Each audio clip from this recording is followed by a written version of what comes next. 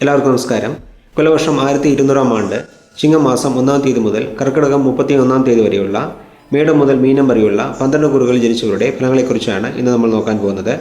രാശിഫലങ്ങൾ പൊതുഫലങ്ങളാണ്. ജാതകരീതിയിൽ നടക്കുന്ന ദശാപഹാര ഫലങ്ങൾക്കനുസരിച്ച് ഇതിൽ മാറ്റങ്ങൾ ഉണ്ടാകുമെന്നുള്ള കാര്യത്തെ ഒരിക്കൽ കൂടി ഓർമ്മിപ്പിച്ചുകൊള്ളുന്നു.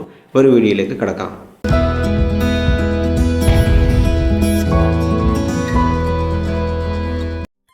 ധനുക്കൂറിൽ ജനിച്ചവരുടെ ഫലങ്ങളെ നോക്കാം. രാശിയധിപനായ വ്യാഴം 6-ാം ഭാവത്തിൽ സഞ്ചരിക്കുന്നതിനാൽ വിദ്യാർത്ഥികൾ കൂടുതൽ ശ്രദ്ധയോടെ പഠിക്കേണ്ട സമയമാണിത്. അതേസമയം പഠനം കഴിഞ്ഞ് ജോലിക്ക് ശ്രമിക്കുന്നവർക്ക് നല്ല ജോലി ലഭിക്കും. കുടുംബത്തിലുള്ളവരുടെ ആവശ്യങ്ങൾക്ക് വേണ്ടി പണം ചെലവഴിക്കേണ്ട സാഹചര്യമുണ്ടാകും. ജോലിയിലുള്ളവർക്ക് ജോലിഭാരം അധികരിക്കും. തടസ്സപ്പെട്ട ഗൃഹനിർമ്മാണ പ്രവർത്തനങ്ങൾ കടം വാങ്ങിയാണെങ്കിലും പൂർത്തിയാക്കാൻ സാധിക്കും. ശുഭകാര്യങ്ങൾക്ക് വേണ്ടി ചെലവുകൾ ചെയ്യേണ്ടതായി വരും.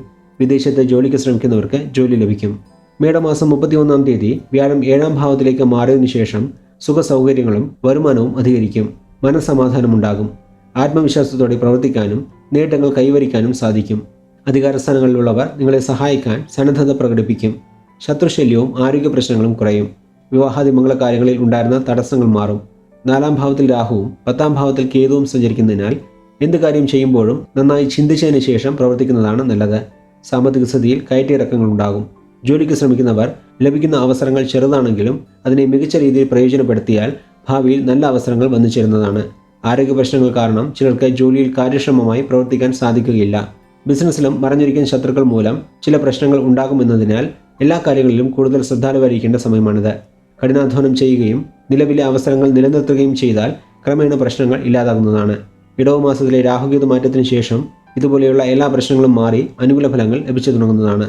3-ൽ രാഹുവും 9-ൽ കേതുവും സഞ്ചരിക്കുമ്പോൾ കഠിനാധ്വാനം ചെയ്യുകയും നിങ്ങളെ വഴിതെറ്റിക്കുന്ന ഒന്നിലും ഇടപെടാതെ നിങ്ങളുടെ ലക്ഷ്യത്തിലേക്ക് യാത്ര ചെയ്യുകയുമാണെങ്കിൽ എല്ലാ കാര്യങ്ങളിലും വിജയം നേടാൻ സാധിക്കും. പഠനകാര്യങ്ങൾക്കും അനുകൂലമായ സമയമാണിത്. ഉദ്യോഗസ്ഥർക്ക് ആഗ്രഹിച്ച പ്രൊമോഷനും സ്ഥലം മാറ്റവും ലഭിക്കുമെങ്കിലും അലച്ചിൽ അധികരിക്കും. ശനി 3-ാം ഭാവത്തിൽ സഞ്ചരിക്കുന്നതിനാൽ സാമ്പത്തികപരമായ കാര്യങ്ങളിൽ പുരോഗതി ഉണ്ടാകും. മനോധൈര്യം അധികരിക്കും. വിദ്യാർത്ഥികൾക്ക് ഉന്നത വിദ്യാഭ്യാസത്തിനായി വിദേശത്ത് പോകാനുള്ള അവസരം ലഭിക്കും.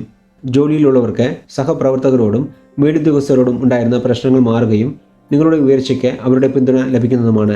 ചിലർക്ക് അനുകൂലമായ സ്ഥലമാറ്റം ഉണ്ടാകും. വ്യാപാര വ്യവസായ രംഗത്തുള്ളവർക്ക് സാമ്പത്തിക നേട്ടങ്ങൾ അധികരിക്കും. മീനമാസം 15-ാം തീയതി ശനി 4-ാം ഭാവത്തിലേക്ക് മാറിയതിനു ശേഷം കുറച്ച് ദോഷഫലങ്ങൾ ഉണ്ടാകും. മൊത്തത്തിൽ നോക്കുമ്പോൾ ഗുണദോഷ സമ്മിശ്രമായ ഫലങ്ങളായിരിക്കും ഈ വർഷം ധനുക്കൂറുകാർക്ക് ലഭിക്കുക എന്ന് പറഞ്ഞുകൊണ്ട് ധനുക്കൂറിൽ ജനിച്ചവരുടെ ഫലങ്ങളെ ഇവിടെ നിർത്തുന്നു.